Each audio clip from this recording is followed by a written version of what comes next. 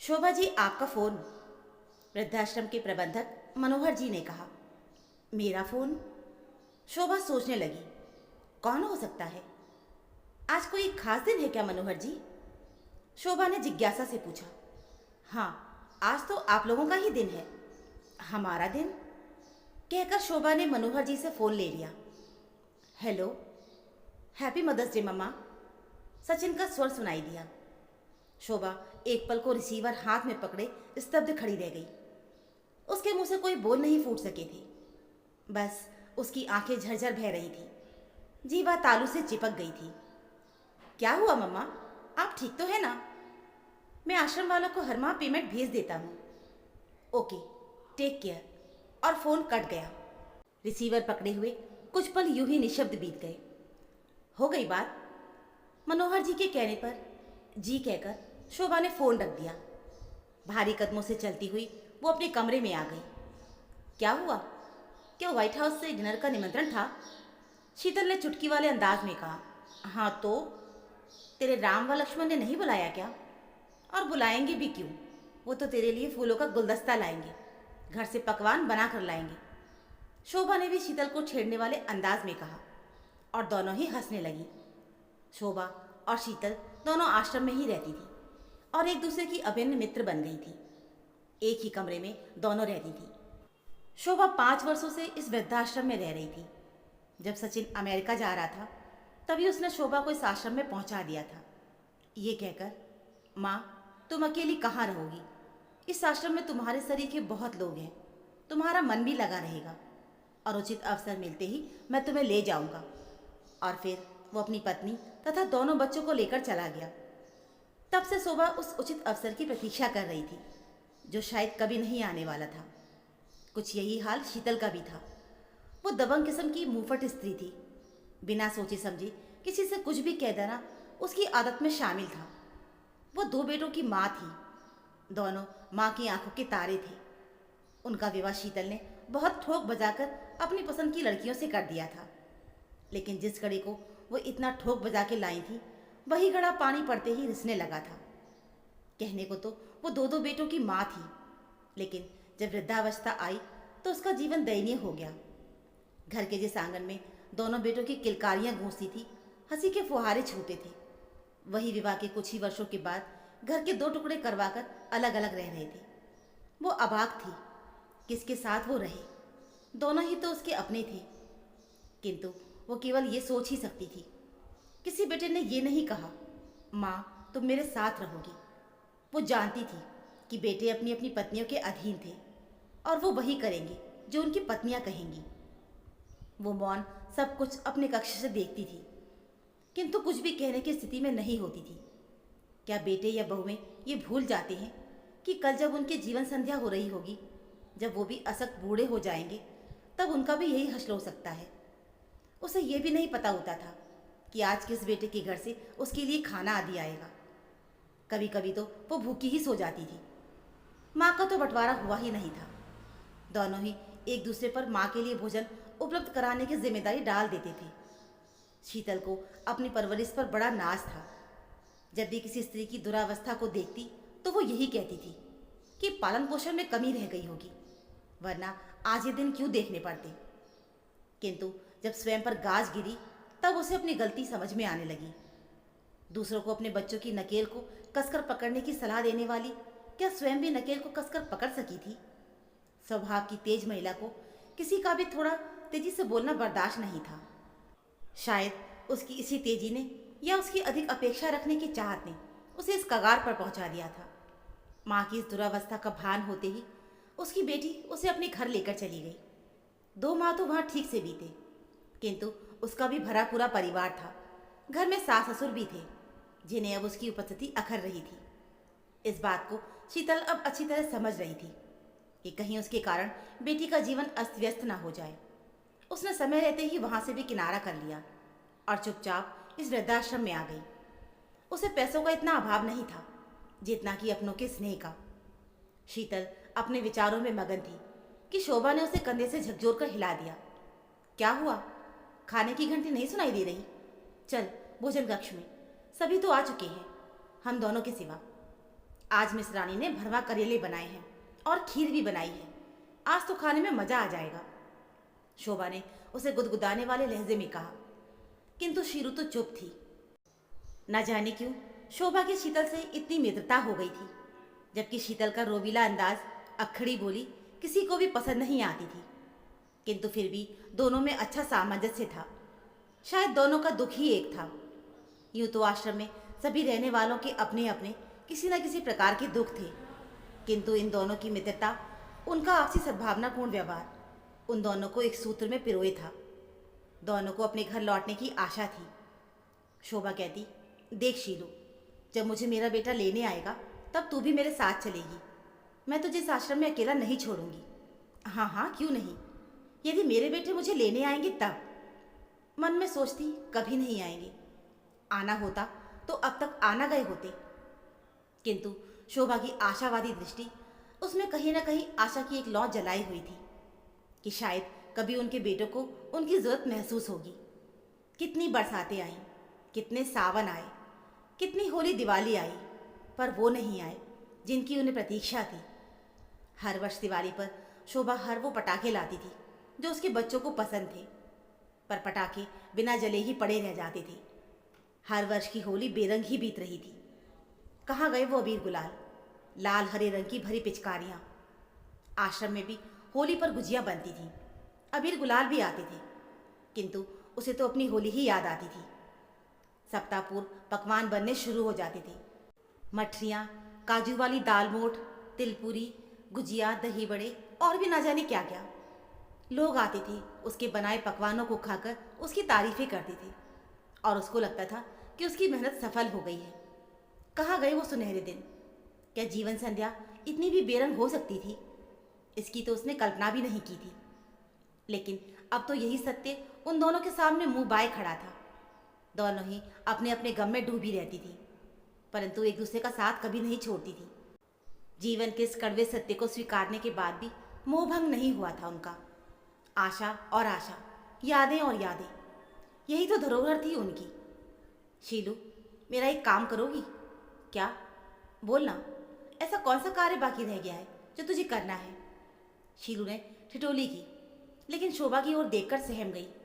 वो शून्य में निहार रही थी, जैसे इस दुनिया से बहुत दूर किसी अनजानी दुनिया में विचरण कर रही हो।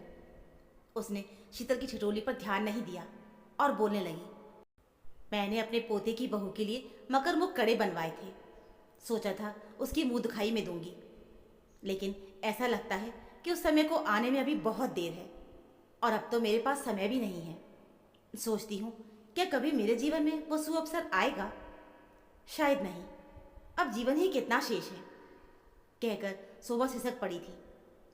अच्छा शोभा, एक बात बता, हम माताएं अपने रक्त से अपने बच्चों की शिराओं को सींचती हैं, उन्हें जीवन प्रदान करती हैं, उनके सुख के लिए अपना सर्वस्व उत्सर्ग करने को तत्पर रहती हैं, सारे रिश्ते नातों से उनका परिचय कराती हैं। क्या वही बच्चे इतने निर्मोही हो सकते हैं? शीतल ने कहा। शोभा कुछ भी नहीं कह सकी। वो केवल उसका हाथ पकड़कर ढांढस देती रही। वो कर भी क्या सकती थी? भला एक अंधा दूसरे अंधे को क्या रास्ता दिखा सकता है?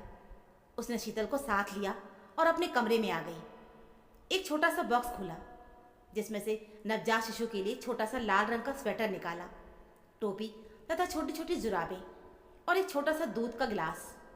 देख शीतल, ये मेरे सचिन का थोड़ा सा सामान है।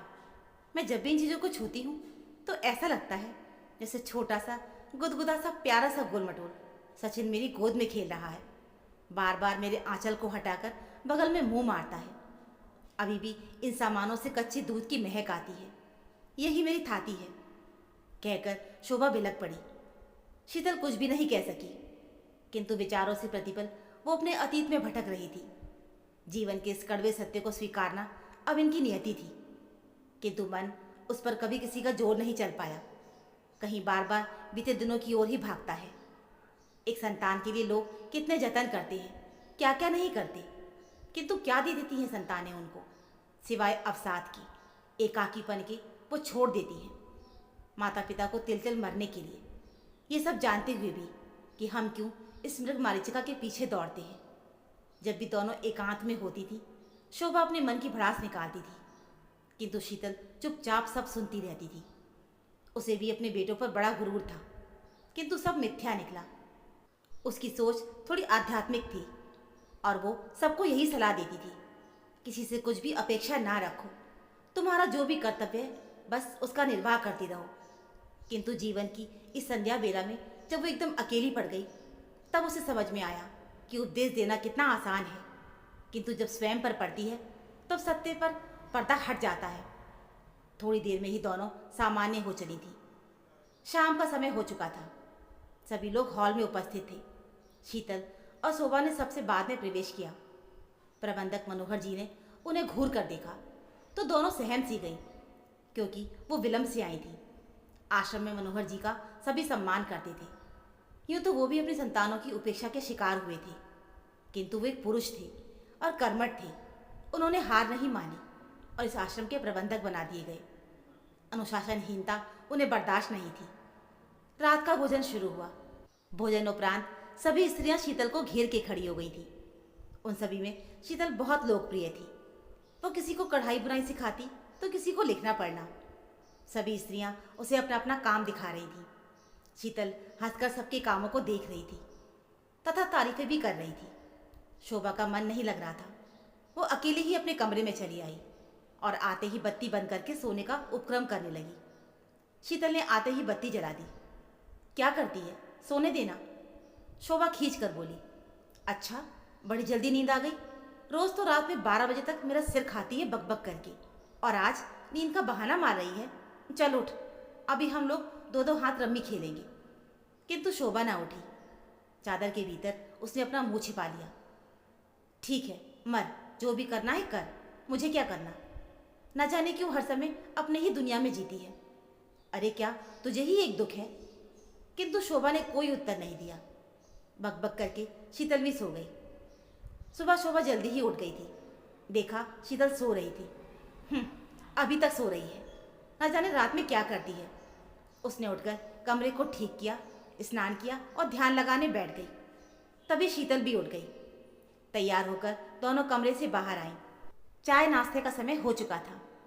हाँ तो सुबह उन छोटे कपड़ों का क्या करना है, तूने बताया नहीं।